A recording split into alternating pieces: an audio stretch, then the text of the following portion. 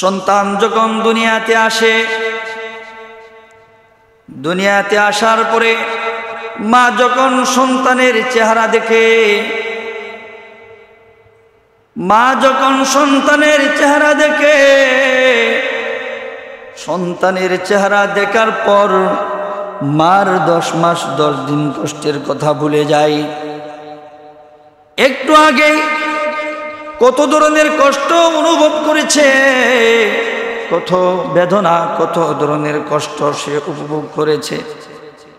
যেই মাত্র ফুটফুটে সন্তান দুনিয়াতে আসলো আর চেহারাটা দেখতে পেল, আর এর ভিতরে দিয়ে যদি সন্তানটা যদি কেঁদে দেয়, এত কষ্টর ভিতর থেকেও মা কিন্তু ডাক দিয়ে বলে, আমার বাচ্চাকে কষ্ট দিও না তোমরা যারা কাছে আসো।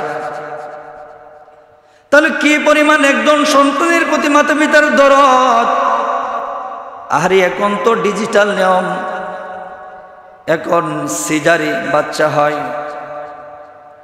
বাবা কিন্তু কেবিনের বাহিরে বসে থাকে, কিন্তু যখন বাচ্চাকে পেট কেটে যখন বাচ্চাকে বের করে, বাচ্চা যখন কান্না করে, কান্নার আওয়াজটা যখন বাবার কানে গিয়ে লাগে, বাবার সব কিন্তু কষ্ট ভুলে যায় যে আমার সন্তান দুনিয়াতে আসছে। এতক্ষণ পর্যন্ত একটা টেনশনও ছিল যে বাচ্চাটার কি বান হালত হয়। যেই মাত্র বাচ্চা দুনিয়াতে আসলো, আসার পরেই কিন্তু খাদে, এটা কিন্তু একটা বাচ্চার একটা ফিতরাত। ফিতরাত বুঝেন? ফিতরাত, ফিতরাত হলো এমন এক জিনিস, একটা বাচ্চাকে যদি চিমটি দেন তাহলে বাচ্চা কি করবে? একটা বাচ্চাকে যদি আপনি চিমটি দিয়ে ধরেন, যদি চিমটি দিয়ে ধরেন তাহলে সে হাসবে না কাঁদবে? কাঁদবে। একটা বাচ্চাকে যদি আপনি চকলেট দেন, মজা দেন, তাহলে সেই বাচ্চারা কাঁদবে না হাসবে? কি করবে? হাসবে। একটা বাচ্চাকে ফিতরাত, ফিতরাতি ইসলাম কোন জিনিস এটা আমি আপনাদেরকে বোঝাই। একটা বাচ্চাকে যদি চিমটি দিয়ে ধরেন তাহলে চিমটির ব্যথার দরুন বাচ্চা কাঁদে।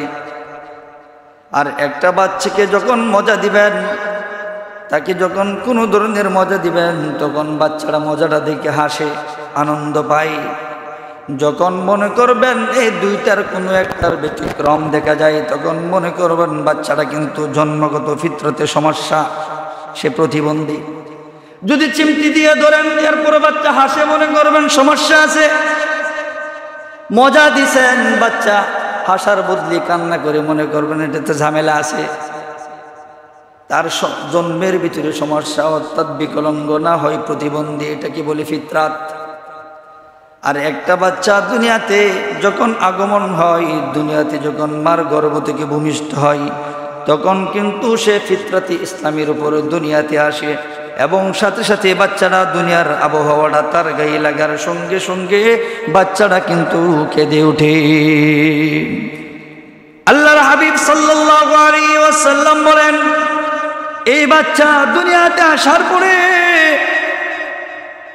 যদি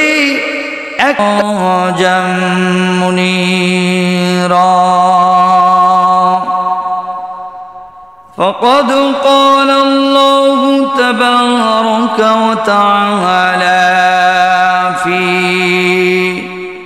كلامه المجيد وفرقانه الحميد: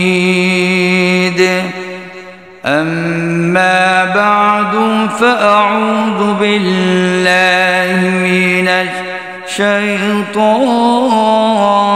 الرجيم. بسم الله الرحمن الرحيم. وقضى ربك ألا تعبدوا إلا إياه وبالوالدين إحسانا إما يبلغن عندك الكبر أحدهما فلا تقل لهما أف ولا تنهرهما وقل لهما قولا كريما واخفض لهما جناح الذل من الرحمة وقل رب ارحمهما كما ربياني صغيرا صدق الله مولانا العظيم وصدق رسوله النبي الأمي الكريم ونحن على ذلك لمن الشاهدين والشاكرين والذاكرين والحمد لله رب العالمين سبحانك لا علم لنا إلا ما علمتنا إنك أنت العليم الحكيم सूरज ने दिया अपने शुआओं को ए पैगाम सूरज ने दिया अपने शुआओं को ए पैगाम दुनिया हो अजीब चीज़ कभी सुबह कभी शाम दुनिया हो अजब चीज़ कभी सुबह कभी शाम दुनिया हो दुनिया का तलबगार नहीं हो दुनिया हो दुनिया का तलबगार नहीं हो बाजार से गुजर खरीदार नहीं हो बाजार से गुजर खरीदार नहीं हो আলহামদুলিল্লাহ আল্লাহ রব্বুল আলামিনের দরবারে শুকরিয়া জ্ঞাপন করছি যিনি আমাদেরকে পবিত্র দিনে জুমার নামাজ আদায়ের সুযোগ করে দিয়েছেন আল্লাহ রব্বুল আলামিন আমাদেরকে প্রত্যেকের ব্যক্তিগত কর্ম থেকে ফারেক হওয়ার পরে সওয়াবের নিয়তে গুনাহ মাফের আশায় পবিত্র হালতে আল্লাহ তাআলার দেওয়া হায়াত এবং নিয়ামত নিয়ে আল্লাহ তাআলার ঘরে আসার এবং বসার তৌফিক দান করেছেন সেজন্য আমরা হৃদয়ের গহীন থেকে রব্বে কাবার শিখানো বাক্যে শুকরিয়া জ্ঞাপন করছি আলহামদুলিল্লাহ সম্মানিত মুসল্লিয়ান কিরাম এই দুনিয়াতে একজন মানুষের শ্রেষ্ঠ সম্পদ হলো তার মাতা পিতা যার দুনিয়াতে মাতা পিতা নেই তার মতো এতিম আর কেউ নেই আল্লাহ রাসূল সাল্লাল্লাহু আলাইহি ওয়াসাল্লাম এর কাছে এক এতিমকে জিজ্ঞাসা করেছিল ইয়া রাসূলুল্লাহ বাপ হারার ব্যথা আপনার কাছে কেমন লাগে মা হারার ব্যথা আপনার কাছে কেমন লাগে আল্লাহ রাসূল সাল্লাল্লাহু আলাইহি ওয়াসাল্লাম বলেছিলেন যে আল্লাহ তাআলা যদি দুনিয়াতে আমাকে যদি আমার পা রাখার জায়গাও যদি না দিতেন আমাকে যদি দুনিয়ার কোনো নিয়ামত যদি আল্লাহ তাআলা নাও দিতেন কিন্তু যদি আমার মাতা পিতা বেঁচে থাকতো তাহলে আমার কাছে এটাই শ্রেষ্ঠ মনে হতো সুবহানাল্লাহ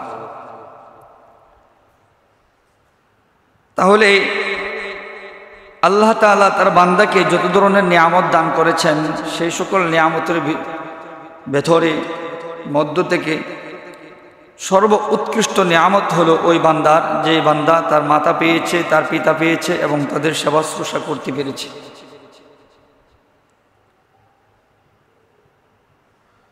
আর বাবা তো একজন সন্তানের জন্য বট বৃক্ষের মতো কাজ করে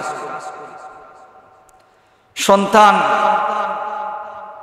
দুনিয়াতে আসার আগ থেকে রবের দরবারে চাওয়ার কোনো শেষ নেই আকাঙ্ক্ষার কোনো শেষ নেই তামান্নার কোনো কমতি নেই কত নেক আশা ছেলে সন্তান হলে সুশিক্ষা দিবে, মেয়ে সন্তান হলে জান্নাতের আশা লাভ করবে, জান্নাত পাবে।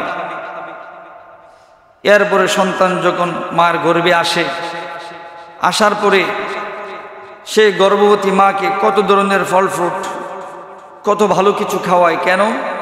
যে ভালো কিছু খাওয়াইলে, ফল ফ্রুট খাওয়াইলে, খেজুর, কমলা, আপেল, আঙ্গুর, কিশমিশ এগুলো খাওয়াইলে সন্তানের মেধা বিকাশিত হবে, সন্তান হৃষ্টপুষ্ট হবে। সে আশায় নিজে না খেয়ে সারাদিন পায়ের রিক্সা চালায়, সারাদিন অটো ভ্যান চালায়, সারাদিন দোকানদারি করে, সারাদিন ব্যবসা বাণিজ্যতে লিপ্ত, সারাদিন নানা টেনশনে ব্যস্ত, কিন্তু রাত্রে যখন বাসা ফিরে এগুলো আনতে ভুল করে না। কেন? যে আমার সন্তান আল্লাহ রাব্বুল আলামিন দান করেছেন, যদিও দুনিয়ার জগতে আসে নাই, কিন্তু আলমে বথনে, আলমে আরওয়াহ থেকে আল্লাহ রাব্বুল আলামিন ট্রান্সফার করে আলমে বথনে আল্লাহ রাব্বুল আলামিন দিয়েছেন। আর সবে মাত্র কিছু কয়েকদিন মাত্র, এরপরে দুনিয়ার জগতে আসবে, আমার সন্তানের চেহারা দেখব সন্তান। সুতরাং আমার সন্তান দুনিয়াতে আসার আগে আমার সন্তান যেন এমন একজন ফুটফুটে হয়, হৃষ্টপুষ্ট হয়, যেন আমার দেখে, সন্তানকে দেখে আমার দুনিয়ার যত কষ্ট ক্লেশ ছিল সব যেন আমার সন্তানকে দেখে ভুলে যাই। এই জন্য আগ থেকেই পিতামাতা প্রিপারেশন নিতে থাকে সন্তান হৃষ্টপুষ্ট হওয়ার জন্য, সন্তান সুন্দর আকৃতির হওয়ার জন্য, কোনো ধরনের বিকলাঙ্গ যেন না হয়, সেই আশা নিয়ে আগ থেকেই মেহনত করতে থাকি গর্ভবতী মার পিছনে। এরপরে যখন দুনিয়াতে আসে সন্তান, আসার পরে মা তো এই 10 মাস 10 দিন সন্তানের পিছনে কষ্ট করছেই, অনবরত কষ্ট করেই যাচ্ছে। কিন্তু প্রসবের যে ব্যথা বেদনা, এটা আমার মা ছাড়া আর কেউ জানবে না। সারাদিন ভর কিচ্ছা কাহিনী যদি আপনাদের সাথে বলি, বিন্দু পরিমাণ আপনাদেরও কোনো লাভ নেই, আমারও কোনো লাভ নেই। কারণ যার আঙ্গুল কাটছে তারই সে ব্যথা বুঝতে পারে, যার আঙ্গুল কাটে নেই সে ব্যথার দরদ বুঝবে কি করে? হাদিসের ভিতরে আসছে, সন্তান প্রসবের সময় যদি মারা যায়, তাহলে মাও জান্নাতি, সন্তানও জান্নাতি। আর ওই সন্তান জান্নাতি হওয়ার কারণে এই সন্তানের বাবাও জান্নাতি। বলেন সুবহানাল্লাহ। কত সুন্দর এক তরিকা আল্লাহ রাব্বুল আলামিন আমাদেরকে দিয়েছেন, যে তোমার দুগ্ধপুষ্য সন্তান দুনিয়াতে আসার সময় যদি মারা যায়, অথবা দুনিয়াতে আসার পরে নাবালেগ অবস্থায় যদি মারা যায়, তাহলে সন্তান তো সে বাইতুল হামদে চলে যায়। হাদিসের ভিতরে আসছে, সাম্মুহু বাইতুল হামদ, জান্নাতে একটা ঘর নির্মাণ করা হবে, যে ঘরের নাম হবে বাইতুল হামদ। সন্তান জান্নাতে চলে যাবে, আর হাসরের ময়দানে ওই বাইতুল হামদ নামক যে ঘরগুলো থাকবে, এই ঘরগুলো নাবালক সন্তান যারা দুনিয়া থেকে বিদায় হয়েছে ওই সন্তানের মাতা পিতাদের জন্য বাইতুল হামদ নামক ঘর তাদের জন্য বরাদ্দ থাকবে। বলেন সুবহানাল্লাহ। তো সন্তান যখন দুনিয়াতে আসে, দুনিয়াতে আসার পরে মা যখন সন্তানের চেহারা দেখে, মা যখন সন্তানের চেহারা দেখে, সন্তানের চেহারা দেখার পর মার 10 মাস 10 দিন কষ্টের কথা ভুলে যায়।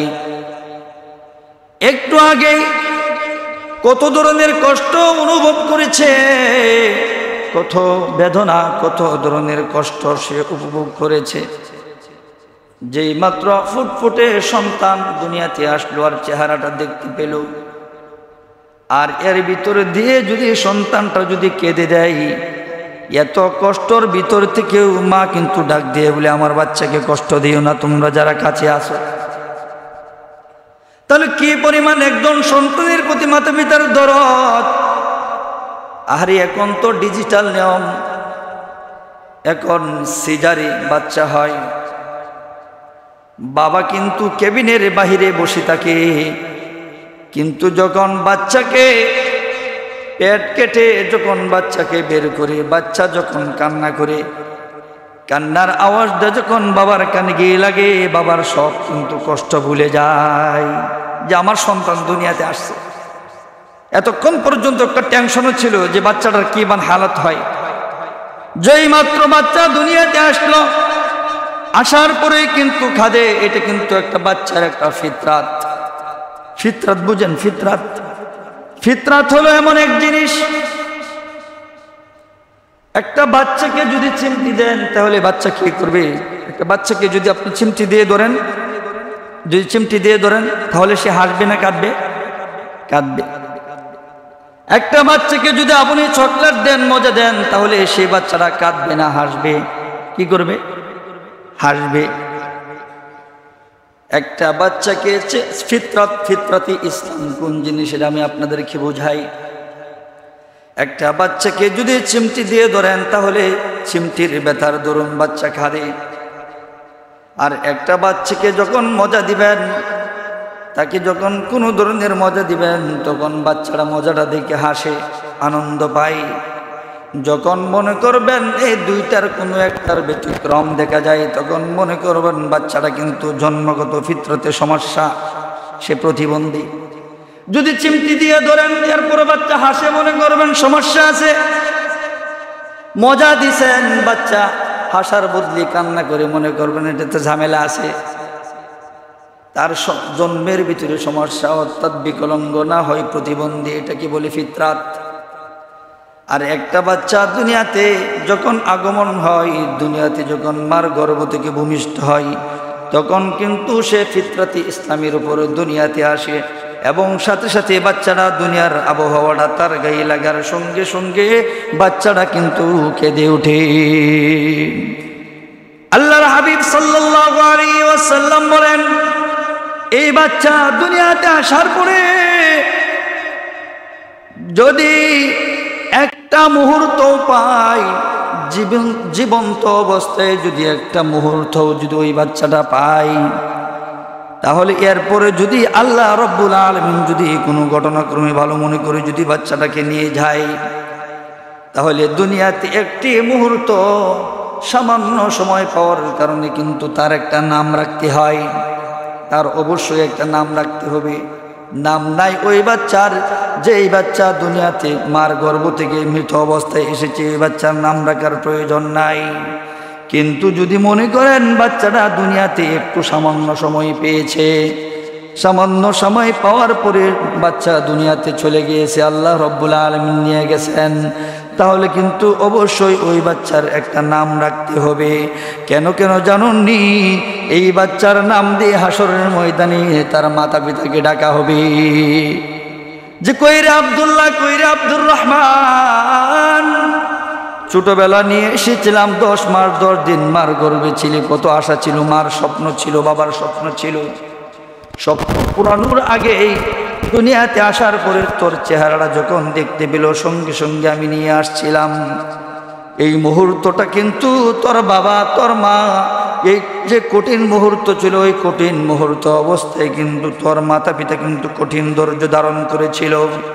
এই কঠিন ধৈর্য ধারণ করার কারণে আমি আল্লাহ রব্বুল আলামিন আমার দিলের ভিতরে তোর মাতা পিতার প্রতি মায়া লেগে গিয়েছিল।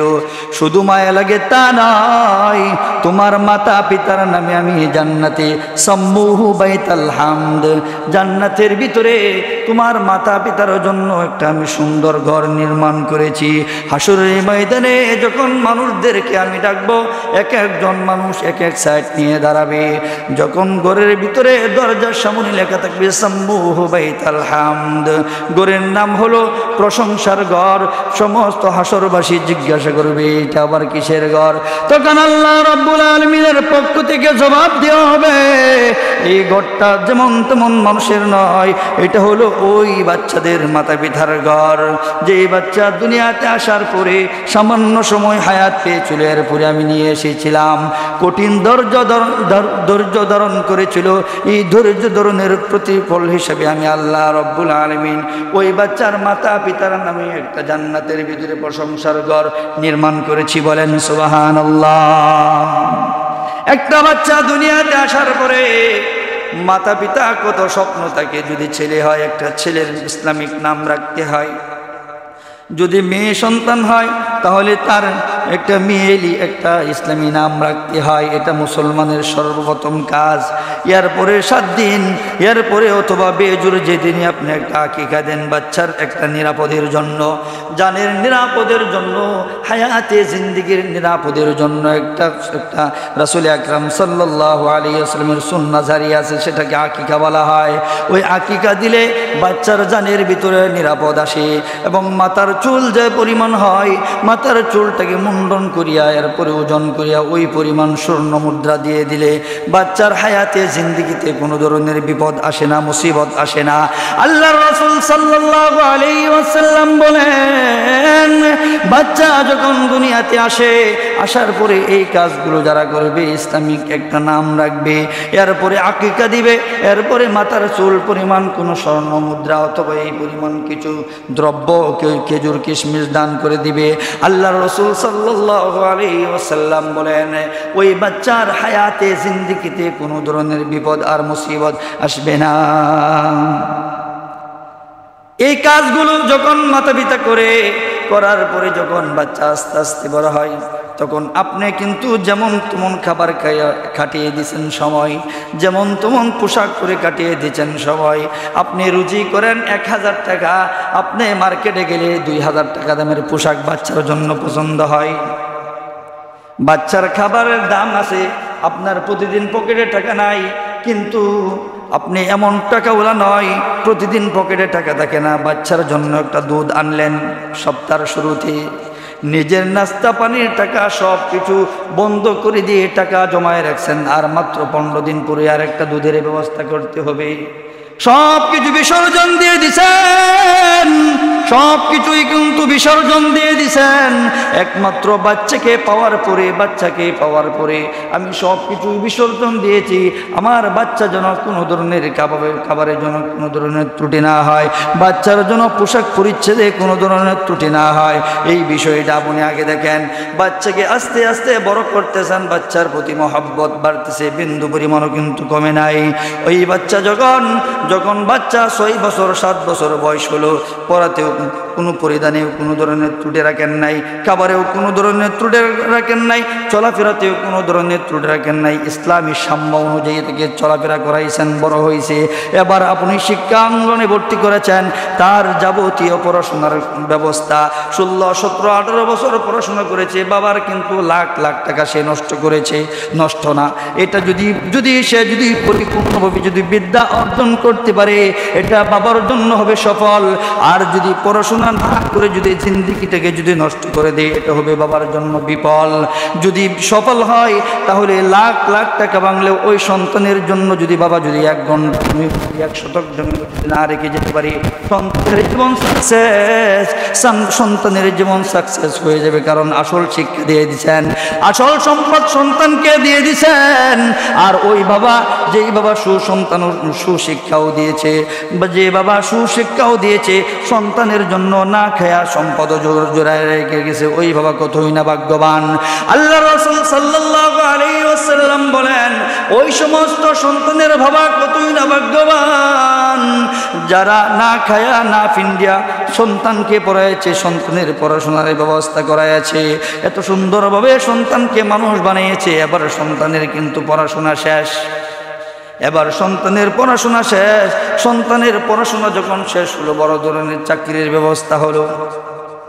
রে সন্তান, খুব ভালো করে শুনে রাখো, কত কষ্ট করে ইতিহাসটা সামান্য সংক্ষিপ্ত আকারে টেনে আনলাম।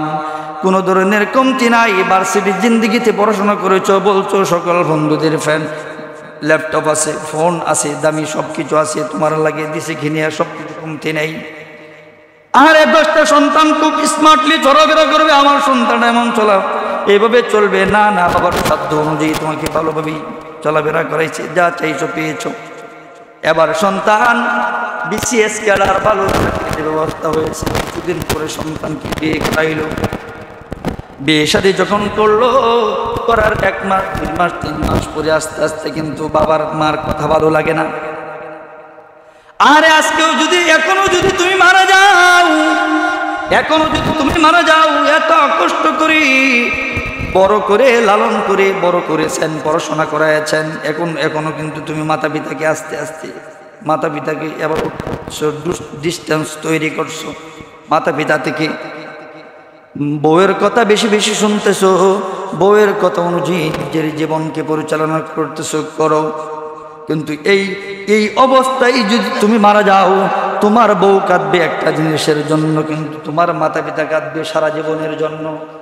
তোমার বউ কাঁদবে, আহারে আমার স্বামী বলেছিল আমাকে নিয়ে একটু ঘোরাঘুরি করবে, বাইতুল্লাহ শরীফে যাবে, আমার গহনাগাটি কিনে দিবে। আমার স্বামী এখন দুনিয়াতে নাই, বাইতুল্লাহ শরীফও দেখার ব্যবস্থা নাই, ঘোরাও হলো না, সব মনের সব আশাই রয়ে গেল, গহনাও হইল না, সব কিছুই বাকি রয়ে গেল। আর মা কাঁদবে, এত কষ্ট করে বড় করেছিলাম, মা কিন্তু চুল পাকতেছে, বাবার চুল পাকতেছে, এত কষ্ট করে বড়েছিলাম সন্তান, এত কষ্ট করে বড় করেছি, আজকে আমি রয়ে গেলাম, আমার কাঁধে আমার সন্তানের লাশ। মাতা এত কষ্ট করে কাঁদে, বৃদ্ধ মা অজ্ঞান হয়ে বেহুশ হয়ে পড়ে আছে, আমার সন্তান দুনিয়াতে নাই।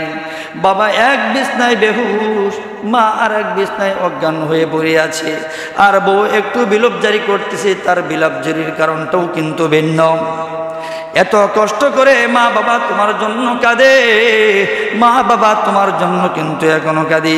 কিন্তু সন্তান যখন তার চোখ মুখ খুলে যায়, সে যখন রাস্তা যখন পেয়ে যায়, যখন সন্তান মাতা পিতাকে ভুলে যায়, তখন আল্লাহ তাআলার পক্ষ থেকে সন্তানের দুনিয়াতে কোনো কিছুর কমতি নেই, কোনো কিছুর কমতি নেই। কারণ বিসিএস কার্ডার টাকা পয়সার অভাব নাই, প্রতিদিন পকেটে টাকা ঢুকতেছে, প্রতিদিন টাকা ঢুকতেছে। এখন কিন্তু বাবার কাছে টাকার চাওয়ার প্রয়োজন নেই, সন্তান বড় হয়ে গেছে। যুবক ভাই, কথাগুলো খুব ভালো করে শোনো, এখন কিন্তু সন্তানের টাকা পয়সার অভাব নাই, সব কিছুই ঠিকঠাক, সব কিছুই আছে। সন্তান এবার শুধু মাতা পিতা থেকে দূরে আল্লাহ রব্বুল আলামিন কোরআনে মেসেজ দিয়েছেন, কদা রব্বুকা আল্লা তা'বুদু ইল্লা ইয়াহু ওয়া বিল ওয়ালিদাইনি ইহসানা ইম্মা ইয়াবলুগান্না ইনদাকাল কিবরা আহাদুহুমা আও কিলাহুমা ফালা তাকুল লাহুমা উফফিন ওয়া লা তানহারহুমা ওয়া কুল লাহুমা কওলান কারীমা। আল্লাহ রাব্বুল আলামিন বলেন, সন্তান খবরদার, ইবাদত হবে একমাত্র আমি আল্লাহর, যে আল্লাহ আমি তোমাকে বানিয়েছি। তোমাকে কোনো মাজার উল্লাহ বানাই নাই, তোমাকে কোনো গায়রুল্লাহ বানাই নাই, তোমাকে কোনো গাউস কুতুবগণ বানাই নাই, ওলি গনি বানাই নাই। আমি বানিয়েছি তোমাকে, আমি আল্লাহ রব্বুল আলামিন তোমাকে বানিয়েছি। তোমার কাছে আমার শুধুমাত্র একটা পাওনা, আর সেটা হলো ইবাদত বন্দেগী হবে একমাত্র আমার। ঠিক সময়ে একমাত্র সারা দিনের ভিতরে 24 ঘন্টার ভিতরে মাত্র 5 বেলা আমাকে হাজিরা দিবা। তোমার বেতন ঠিক থাকবে, তোমার দুনিয়া ঠিক থাকবে, তোমার পরকাল ঠিক দেখবে। মাত্র 5 বেলায় ফিঙ্গার দিবাই। 5 বার ফিঙ্গার দেওয়াতে আল্লাহ রাব্বুল আলামিন বলেন, মাত্র 5 বার আমার সাথে সাক্ষাৎ করবা, দুনিয়াও ঠিক, আখিরাতও ঠিক, পরকালও ঠিক। শুধু তাই নয়, যদি 5 বেলায় যদি তুমি আমাকে যদি সাক্ষী দাও, 5 বেলায় যদি তুমি আমাকে স্মরণ করো, তুমি নিজে ঠিক হইবে তা না, তোমার ঘরের পরিবারও কিন্তু ঠিক, তোমার সন্তানও ঠিক। সুতরাং ওই পরিবারের সন্তানগুলো একটু পিতা মাতার থেকে দূরে সরে যায়, যেই পরিবারের ফ্যামিলির ভিতরে নামাজি নাই, যেই পরিবারের ভিতরে ইসলামের বিধান নাই, যেই পরিবারের ভিতরে পাশ্চাত্যের কৃষ্টি কালচার চালু হয়েছে, যেই পরিবারের ভিতরে ইসলামী বিধান নাই, ওই পরিবারের সন্তানগুলো কিন্তু ইসলাম থেকে একটু ডিস্টেন্স। যদি পরিবার, যদি মাতা পিতা যদি ধার্মিক হয়, তাহলে অবশ্যই সন্তানও ধার্মিক হবে। ওই সন্তান কোনোদিন বেয়াদব হবে না, ওই সন্তান কোনোদিন লাঞ্ছিত হবে না, পথভ্রষ্ট হবে না, ওই সন্তান কিন্তু মাতা পিতার অবাধ্য হবে না, ওই সন্তান মাতা পিতার অবাধ্য হবে না, বাধ্যগত হবে, মাতা পিতার অনুগত হবে। আর যেই সন্তান মাতা পিতার অনুগত হয়, আল্লাহ রাসূল সাল্লাল্লাহু আলাইহি ওয়াসাল্লাম বলেন, ওই সন্তান তার আকাশচুম্বী যদি স্বপ্ন থাকে, ওই স্বপ্নগুলো আল্লাহ রাব্বুল আলামিন পূরণ করে দিবেন। বলেন সুবহানাল্লাহ। মাতা পিতা থেকে দূরে থাকবেন, লাখ টাকা কামাই করবেন, হাজার টাকা লাখ লাখ টাকা কামাই করবেন, মাতা পিতা থেকে দূরে থাকলে টাকার ভিতরে বরকত দিবে না। টাকা আসবে ঠিক, খবরদার ভাই, টাকা আসবে ঠিক, কিন্তু টাকার ভিতরে বরকত থাকবে না, তো টাকায় বরকত থাকবে না। আর মাতা পিতাকে খুশি রাইখা যদি আপনি যদি অল্পও কামাই করেন, দেখবেন সেই কামাইয়ের ভিতরে বরকত থাকবে, সেই কামাইয়ের ভিতরে স্বয়ং আল্লাহ তাআলার একটা রহমত থাকবে। আর যেই রুজির ভিতরে, যেই উপার্জনের ভিতরে রব্বে কারিমের রহমত থাকবে, সেই উপার্জন আপনি খেয়ে শেষ করতে পারবেন না। বলেন সুবহানাল্লাহ। এই জন্য মাতা পিতাকে খুশি রাইখা, মাতা পিতাকে খুশি রাইখা, মাতা পিতাকে খুশি রাইখা যদি অল্প আমল করেন, অল্প রুজি করেন, এই রুজির ভিতরে আস্তে আস্তে দেখবেন আপনি একদিন চিন্তাও করতে পারবেন না, অল্প কামাইয়ের ভিতরে দেখবেন অনেক টাকার মালিক হয়ে গেছেন। এতই বরকত থাকবে, এতই বরকত থাকবে। হাদিসের ভিতরে আসছে, শাহ ওলিউল্লাহ মুহাদ্দিসে দেহলভী হাকিমুল উম্মাত, শাহ ওলিউল্লাহ মুহাদ্দিসে দেহলভী রাহিমাহুল্লাহু তাআলা তার কিতাবের ভিতরে 5টা কথা উল্লেখ করেছেন। যে সন্তান মাতা পিতার খেদমত করবে তাকে আল্লাহ রাব্বুল আলামিন 5টা পুরস্কার দান করবেন। যেই সন্তান মাতা পিতার খেদমত করবে ওই সন্তানকে আল্লাহ রাব্বুল আলামিন 5টা পুরস্কার দিবেন। 1 নাম্বার পুরস্কার হলো ফালানুহইয়ান্নাহু হায়াতাহু, আল্লাহ রাব্বুল আলামিন বলেন তার হায়াতটাকে আল্লাহ রাব্বুল আলামিন বৃদ্ধি করে দিবেন। মানুষ কিন্তু 2টা জিনিসের লোভ লালসা বেশি থাকে। মানুষ বৃদ্ধ হইলেও হাদিসের ভিতরে আসছে 2টা জিনিসের লোভ থাকে। এটা একটা মানুষের এক ধরনের ফিতরাত, এটা থাকবেই। হায়াতের প্রতি লোভ থাকে আর সম্পদের প্রতি লোভ থাকবে, এটা সকলেরই। এটা জানবো তো নাই মনে করবেন, তাহলে ওই যে আগে যেটা বলছিলাম সেই কাতারে এটা থাকবেই।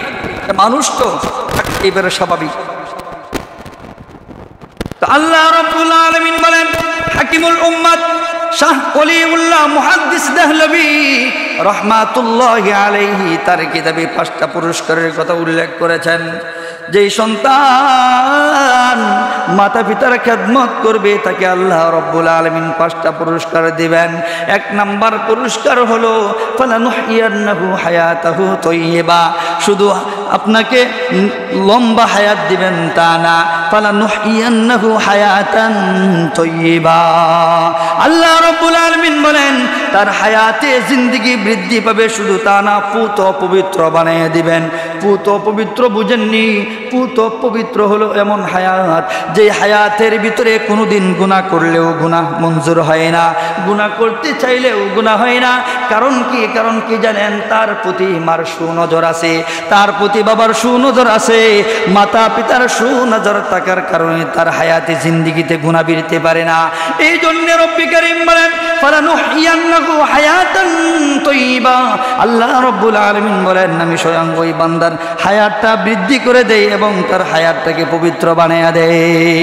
2 নাম্বার পুরস্কার, সন্তান মাতা পিতার খেদমত যদি করো তাহলে 2 নাম্বার পুরস্কার জেনে নাও। পুরস্কার হলো আল্লাহ রাসূল সাল্লাল্লাহু আলাইহি ওয়াসাল্লাম বলেছেন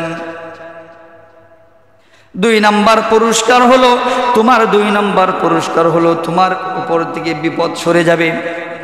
আরে তুমি বৃষ্টির দিকে একটা মাসালান একটা উদাহরণ দিচ্ছি। বৃষ্টির দিনে ঘর থেকে বের হলেন, বের হওয়ার পরে আকাশের অবস্থা এমন হয়ে গেল, হুট করে চতুর্দিকে টাড়া আর বাস পড়তেছে।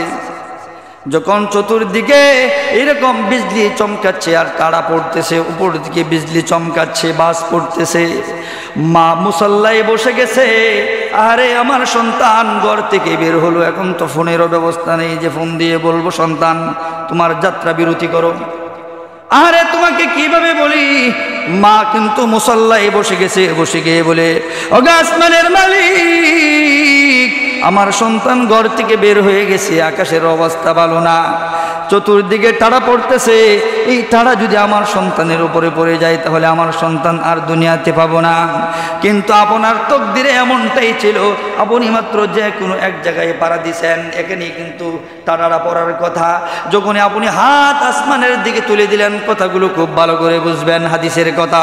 যখন হাতগুলো মা যখন উপরের দিকে তুলে দেয়, আসমানের ফেরেশতা ডাক দিয়া বলে, ওগো আসমানের মালিক, তারা তো যার পরে উপরের পড়ার কথা ছিল, কিন্তু যে একটা প্রতিবন্ধকতা সৃষ্টি হয়ে গেল, মা হাত বাড়ায় দিছে, আমরা তো পারলাম না উপরে পারতে। আল্লাহ রব্বুল আলামিন ফেরেশতাদেরকে বলবেন, রে ফেরেশতা, আমার যেহেতু প্রতিবন্ধকতা সৃষ্টি হয়েছে, এটা তো কোনো যে কোনো মানুষের কোনো প্রতিবন্ধকতা নাই। হাদিসের ভিতরে আসছে তিনজনের দোয়া কোনো সময় ফেরত যায় না। একজন হলো মাতা পিতা। যখন মাতা পিতা হাত বাড়ায় দিল, আল্লাহ রব্বুল আলামিন ফেরেশতাদেরকে বলে, রে ফেরেশতারা, ওই টাড়ারা ওই সন্তানের উপর না ফেলাইয়া কোনো গাছের উপরে ফেলে দাও, অথবা বিলে, নদী, খাল, সমুদ্রে ফেলে দাও। এগুলো কিন্তু হাদিসের কথা বলছি, বড় বিপদ। অথচ কিন্তু এই দিনে ওই মুহূর্তে শেষ হয়ে যেতেন। জানেন না কার দোয়ায় এখনো বেঁচে আছেন, কার দোয়ায় এখন টাকাওয়ালা হয়েছেন, কার দোয়ায় বাড়িওয়ালা হয়েছেন, গাড়িওয়ালা হয়েছেন, জমির মালিক হয়েছেন, বুঝেন না তো। 3 নাম্বার পুরস্কার শেষ করে দিচ্ছি। 3 নাম্বার পুরস্কার হলো, যে সন্তান মাতা পিতার খেদমত করবে, আল্লাহ রব্বুল আলামিন তাকে ইজ্জতের চেয়ারে বসাবেন। যে সন্তান মাতা পিতার খেদমত করবে, আল্লাহ রব্বুল আলামিন সব সময় তাকে উঁচু জায়গায়, উঁচু মাকামে তাকে বসাবেন। সব সময় তাকে সম্মানের সহিত মানুষে শ্রদ্ধা ভক্তি দিবে, সালাম দিবে, সম্মান করবে। মানুষ তার পিছনে লেগে গেলেও কোনো সময় তাকে আপনার কোনো অশ্লীল কাজে জড়িত করতে পারবে না। মানুষের চোখে তাকে হেয় প্রতিপন্ন করার কোনো সুযোগ নেই, কারণ মা সুদৃষ্টি আছে। 4 নাম্বার পুরস্কার, যে সন্তান মাতা পিতার খেদমত করবে, আল্লাহ রসুল সাল্লাল্লাহু আলাইহি ওয়াসাল্লাম বলেন, যে সন্তান মাতা পিতার খেদমত করবে, রাসূল আকরাম সাল্লাল্লাহু আলাইহি ওয়াসাল্লাম বলেন, জীবনের শেষ মুহূর্তে যখন আপনার আমার হায়াত নামক প্রাণ পাখিটা দেহের ভিতর থেকে বেরিয়ে যাবে, তখন আপনার জানাজায় আল্লাহ রব্বুল আলামিনের তরফ থেকে তাতানাজ্জালু আলাইহিমুল মালায়েকা, আল্লাহ রব্বুল আলামিনের পক্ষ থেকে ও গণিত ফেরেশতা তার কাছে পাঠিয়ে দেয়। বলেন সুবহানাল্লাহ। 5 নাম্বার পুরস্কার, আল্লাহ তাখাফু ওয়ালা তাহজানু, আল্লাহ রব্বুল আলামিন বলেন, তোমার ভয় নেই। আল্লাহ তাখাফু ওয়ালা তাহজানু, তোমার কোনো ভয় নেই। খৌফ মানে, যারা আরবি বুঝেন তারা বুঝবেন, খৌফ মানেও ভয়, হুজন মানেও ভয়। এই দুটোটা বইয়ের মাঝে ভাষাবিদরা একটু পার্থক্য করেছেন।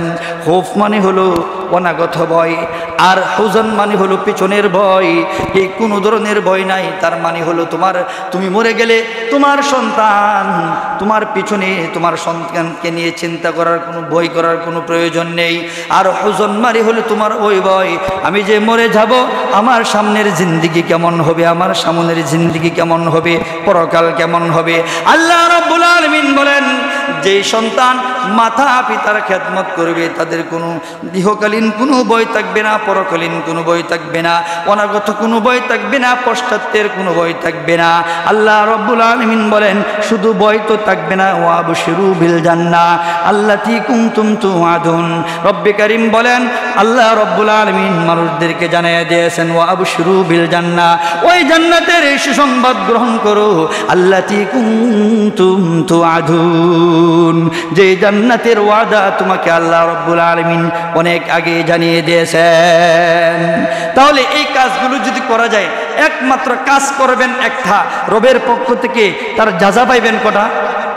কথা বলেন না কেন? কয়টা? সকলে বলেন কয়টা? 5টা। কাজ করবেন কয়টা? একটা। শুধু কি মাতা পিতার প্রতি যদি আপনি, বলছি 4টা, আরেকটা কিন্তু বাকি রয়েছে, সেটা বলে ফেলি। 5 নাম্বার পুরস্কার, সেটা হলো মানুষের মুমিন যে তার দিলের ভিতরে সবসময় কাঁদে। 5 নাম্বার পুরস্কার, মাতা পিতার প্রতি যতবার আপনি তাকাবেন, সুনজরে তাকাবেন, আপনার আমল নামায় একবার তাকাবেন, একবার একটা কবুল হজের সওয়াব লেখা হবে, বলেন সুবহানাল্লাহ। 2 বার তাকাবেন। আমার এক হুজুর ছিল, চট্টগ্রাম বাড়ি। হুজুর বলতেন, সবকের ভিতরে বলতেন, আমি যখনই বাড়ি যাই, আমার যেহেতু আর্থিক অবস্থা খুব খারাপ, আমি যখন বাড়িতে যাই, কারণ মক্কা মদিনা গিয়ে হজ করলে এটা কবুল হইবে কিনা তাও জানি না, আমি যখন বাড়িতে যেতাম, বাড়িতে যাওয়ার আগে আমার মনটাকে মোলায়েম করে নিতাম, নরম করে নিতাম। আর মাকে আমি বারবার একবার মাকে দেখার পরে একবার চোখ দিয়ে দেখতাম, আবার চোখ বন্ধ করে ফেলতাম, আবার চোখ খুলতাম, আবার চোখ বন্ধ করে নিতাম। এরকম এক জায়গায় দাঁড়িয়ে আমি 50 বার 60 বার করে নিতাম। হাদিসের ভাষা সত্যি। আল্লাহ রাসূল সাল্লাল্লাহু আলাইহি ওয়াসাল্লাম বলেছেন, একবার চাওয়ার পরে যদি মুহূর্তের ভিতরে যদি আপনি অন্যদিকে ফিরে যান, আবার যদি মাতা পিতার দিকে তাকান, আবারও কবুল হজের সব লেখা হয়। আর এতবার তো এই মাতা পিতাকে কাছে রেখে সব হজের সব কবুল করলেন। শেষ পর্যায়ে কি হবে জানেননি? দেখুন, এরকমভাবে মাতা পিতার প্রতি সুনজর থাকার কারণে আপনার এখন অর্থ হয় নাই সশরীরে স্বচক্ষে বাইতুল্লাহ দেখার জন্য। আপনার বাড়ির পাশে এক ধনাঢ্য মহিলা, ধনাঢ্য ব্যক্তি আছে, তার মনটা নরম করে দিবে আপনার প্রতি সুন্দর সুদৃষ্টি থাকার কারণে, মাতা পিতার আপনার ব্যবহার ভালো থাকার কারণে, আপনার সৃষ্টি কালচার ভালো হওয়ার কারণে, ব্যবহার ভালো হওয়ার কারণে, সুন্দর মুআদ্দাবওয়ালা চরিত্র হওয়ার কারণে বেটার কিন্তু টাকা পয়সার অভাব নাই।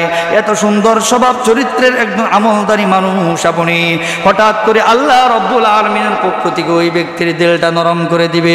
কই আছো? কতবার হজ করেছো? এখনো কি দেখো না তোমার বাড়ির পাশে একটা অসহায় মানুষ আছে? এই মানুষটার কি তোমার চোখে লাগে না? এত মুআদ্দাবওয়ালা একজন ব্যক্তি, দিলটা আল্লাহ রব্বুল আলামিনের পক্ষ থেকে নরম হয়ে যাবে। পরের দিন সকালে ওইটা বলবে, তোমার পাসপোর্ট আসেনি, চলো এবার আমি তোমাকে নিয়ে বাইতুল্লাহ শরীফ দেখাইব, বলেন সুবহানাল্লাহ। এই কাজ করবেন, একটা আল্লাহ রাব্বুল আলামিনের পক্ষ থেকে বেনিফিট পাবেন 5টা। কয়টা পাবেন? করতে পারবো তো ইনশাআল্লাহ? মাতা পিতার খেদমত করতে পারবো তো ইনশাআল্লাহ? আল্লাহ রাব্বুল আলামিন